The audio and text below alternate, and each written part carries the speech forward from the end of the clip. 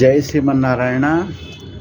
భారతీయ జ్యోతిష గ్రంథంలో అనేక యోగాల గురించి చెప్పబడుతూ రాజయోగం గురించి మనం తెలుసుకునే ప్రయత్నం చేస్తున్నాము. అందులో మరికొంత సమాచారం చెప్తున్నాను. లగ్నం కేంద్రంగాను కోణంగాను కూడా వ్యవహరింపబడుతుంది.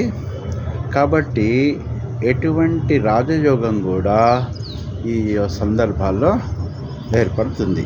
ఒకటి, లగ్నాధిపతికి చతుర్థ, పంచమ, సప్తమ, దశమ భాగ్యాధిపతులతో సంబంధం ఏర్పడినట్టయితే 5 రకాల యోగాలు ఏర్పడతాయి. అలాగే చతుర్థాధిపతికి పంచమ భాగ్యాధిపతులతో సంబంధం ఏర్పడితే 2 రకాల యోగాలు ఏర్పడతాయి.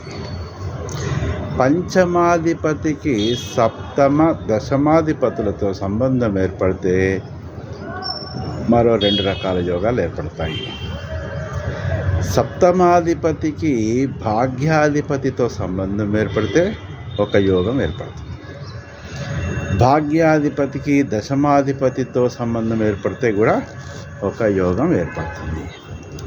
కేంద్ర భావములలో లగ్నం కంటే చతుర్థం కంటే సప్తమం, లగ్నం కంటే చతుర్థం, చతుర్థం కంటే సప్తమం, సప్తమం కంటే దశమ భావం బలమైనవి అని తెలుసుకోవాలి.